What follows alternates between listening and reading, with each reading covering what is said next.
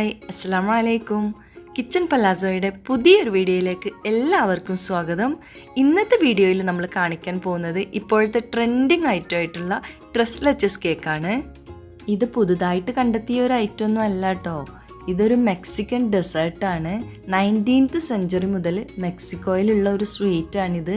പക്ഷേ നമ്മുടെ നാട്ടിൽ ട്രെൻഡിങ് ആയത് ഇപ്പോഴാണെന്ന് മാത്രം. ഇതൊരു സോക്ക്ഡ് കേക്കാണ്. 3 തരത്തിലുള്ള പാലിൽ മുക്കി വെച്ചിട്ടാണ് നമ്മളിത് തയ്യാറാക്കുന്നത്. അതുകൊണ്ട് തന്നെയാണ് ഇതിന് ഇങ്ങനെ ഒരു പേര് കിട്ടിയതും. ട്രെസ് ലെച്ചസ് എന്ന വാക്കിൻ്റെ അർത്ഥം 3 തരത്തിലുള്ള പാല് എന്നതാണ്. ഇത് നമ്മൾ ഇതുവരെ കഴിച്ചിട്ടുള്ള മറ്റ് കേക്കുകളിൽ നിന്നും വളരെ വ്യത്യസ്തമായിട്ടുള്ള ടേസ്റ്റും അതുപോലെ തന്നെ വളരെ മോയിസ്റ്റ് ആയിട്ടുള്ള ഒരു കേക്കാണ്. അപ്പോൾ നമുക്കിത് എങ്ങനെയാണെന്ന് തയ്യാറാക്കുന്നതെന്ന് നോക്കാം. ആദ്യം തന്നെ നമ്മൾ ഡ്രൈ ഇൻഗ്രീഡിയൻസ് ഒക്കെ ഒന്ന് അരിച്ചെടുക്കുകയാണ്. 250 ml കപ്പിൽ 1 കപ്പ് മൈദ, 1/4 ടീസ്പൂൺ ബേക്കിംഗ് പൗഡർ, 1 നുള്ള് ഉപ്പ് എന്നിവയെല്ലാം നമ്മളിതിൽ അരിച്ചെടുക്കുകയാണ്. ബേക്കിംഗ് പൗഡർ മാത്രം ഇട്ടാൽ സോഫ്റ്റായിട്ട് കിട്ടുമോ എന്നൊക്കെ ഒരു ഡൗട്ട് ഉണ്ടാവും. ഒരു സംശയം വേണ്ട, നല്ല സോഫ്റ്റായിട്ട് തന്നെ കിട്ടും. ബേക്കിംഗ് ഡിഷ് നമ്മൾ നെയ്യൊക്കെ തടവി ഒന്ന് റെഡിയാക്കി വെക്കുകയാണ്. നെയ്യൊക്കെ തടവിയതിന് ശേഷം നമ്മൾ എടുത്ത് വെച്ചിട്ടുള്ള മൈദയിൽ നിന്ന് 1 സ്പൂൺ ഇട്ട് മൊത്തത്തിലൊന്ന് ചുറ്റിച്ച് കൊടുക്കുക. എന്നിട്ട് വേണം ബട്ടർ പേപ്പർ വിരിച്ചു കൊടുക്കാൻ. അപ്പോൾ നമ്മൾ കേക്ക് റെഡിയായി കിട്ടുമ്പോൾ നമുക്ക് പെട്ടെന്ന് തന്നെ വിട്ട് കിട്ടും. സൈഡിലൊക്കെ ബട്ടർ പേപ്പർ വെച്ച് കൊടുക്കുക. എന്നാൽ കേക്കിൻ്റെ സൈഡൊക്കെ നല്ല സോഫ്റ്റായിട്ട് തന്നെ കിട്ടും.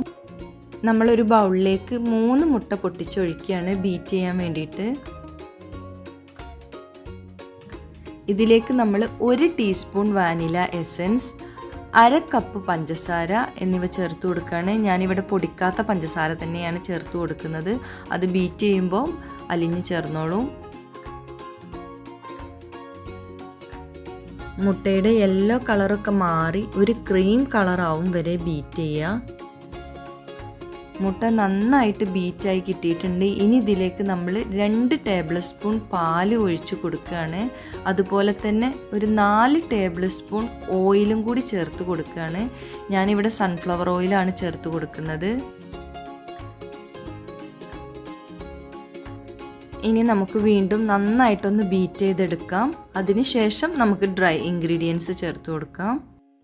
ഇനി നമുക്ക് ഡ്രൈ ഇൻഗ്രീഡിയൻസ് അല്പാൽപമായി ചേർത്ത് കൊടുത്തിട്ട് ഒരു തവി വെച്ചിട്ട് പതുക്കെ ഇളക്കി യോജിപ്പിക്കാം.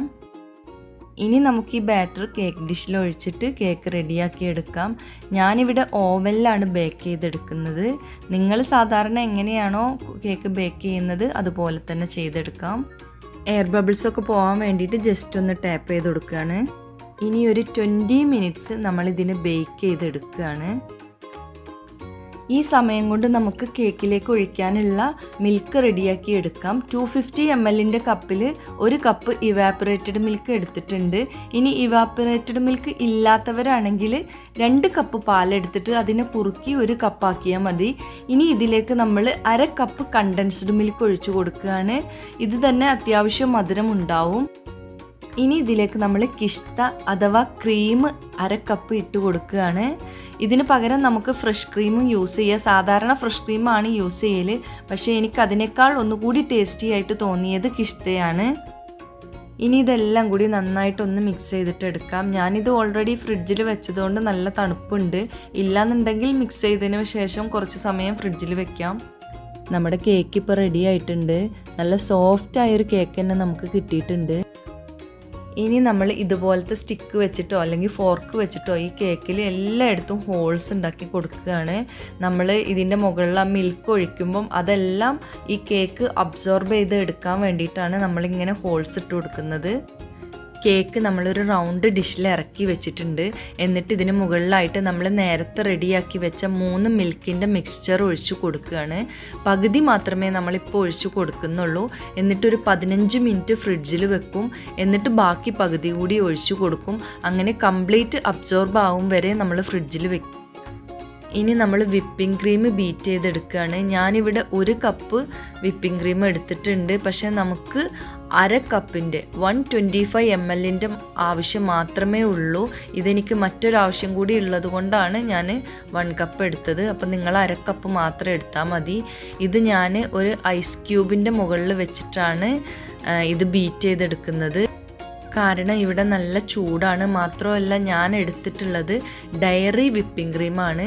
ഇതുപോലുള്ള ചെറിയ ആവശ്യങ്ങൾക്കൊക്കെ ഇത് മതി. അല്ല വല്ല കേക്കൊക്കെയാണ് ഡെക്കറേറ്റ് ചെയ്യാൻ എടുക്കുന്നത് എന്നുണ്ടെങ്കിൽ നിങ്ങൾ നോൺ ഡയറി വിപ്പിംഗ് ക്രീം മാത്രമേ യൂസ് ചെയ്യാവൂ. അത് മാത്രമേ കറക്റ്റായിട്ട് നമ്മൾ ഡെക്കറേറ്റ് ചെയ്യുമ്പോൾ കറക്റ്റ് സ്ട്രക്ചർ കിട്ടുള്ളൂ. ഇനി ഒരു 3 ടേബിൾ സ്പൂൺ ഐസിങ് ഷുഗർ ഇട്ട് കൊടുക്കുകയാണ്. ഐസിങ് ഷുഗർ നമുക്ക് വീട്ടിൽ തന്നെ ഉണ്ടാക്കിയെടുക്കാം. ഒരു 1/2 കപ്പ് പഞ്ചസാരയിലേക്ക് 2 ടേബിൾ സ്പൂൺ കോൺഫ്ലവർ ഇട്ടിട്ട് മിക്സിയുടെ ചെറിയ ജാറിൽ നല്ല ഫൈനായിട്ട് പൊടിച്ചെടുത്താൽ മതി. ഒരു 1/2 ടീസ്പൂൺ വാനില എസൻസും കൂടി ഒഴിച്ചു കൊടുക്കുകയാണ്. വിപ്പിംഗ് ക്രീം റെഡി ആയിട്ടുണ്ട്. ഇതാ കണ്ടോ, ഈ ഒരു കൺസിസ്റ്റൻസിയിൽ കിട്ടണം. ബീറ്ററുമെന്ന് തട്ടി നോക്കുമ്പം ചാടി പോകാൻ പാടില്ല. കേക്ക് നമ്മൾ ഡെക്കറേറ്റ് ചെയ്യാണ്. ശരിക്കും നോസിലിടേണ്ട ആവശ്യമൊന്നുമില്ല. പൈപ്പിംഗ് ബാഗിലാക്കിയിട്ട് ഇതേപോലെ ഇങ്ങനെ മുകളിലേക്ക് ഇങ്ങനെ വലിച്ചു കൊടുത്താൽ മതി. പിന്നെ ഒരു ലുക്കിന് വേണ്ടിയിട്ട് വെറുതെ നോസിലിട്ടതാണ്. നമ്മുടെ കേക്ക് നമ്മൾ ഒഴിച്ചു കൊടുത്ത മിൽക്കൊക്കെ നന്നായിട്ട് വലിച്ചെടുത്തിട്ട് നല്ല വെറ്റായിട്ടാണ് കിടക്കുന്നത്. കേക്കൊക്കെ ഡെക്കറേറ്റ് ചെയ്ത് കഴിഞ്ഞു. ഇനി ഇതിന് മുകളിലായിട്ട് നമുക്ക് പിസ്ത പൊടിച്ചതും കൂടി ഇട്ട് കൊടുക്കാം.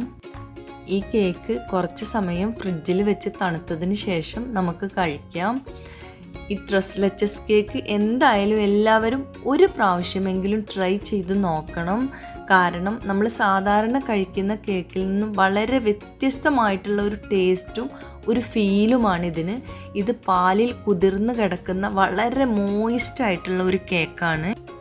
അപ്പോൾ നമ്മുടെ വീഡിയോ ലൈക്ക് ചെയ്യാനും ചാനൽ സബ്സ്ക്രൈബ് ചെയ്യാനും ആരും മറക്കരുത്. തൊട്ടടുത്തുള്ള ബെല്ലൈക്കൺ ക്ലിക്ക് ചെയ്യാൻ ഒട്ടും മറക്കരുത്. അപ്പോൾ മറ്റൊരു റെസിപ്പിയുമായി ഇൻഷാ അല്ലാഹ് വീണ്ടും കാണാം. അസ്സലാമു അലൈക്കും വറഹ്മത്തുള്ളാഹി വബറകാതുഹു.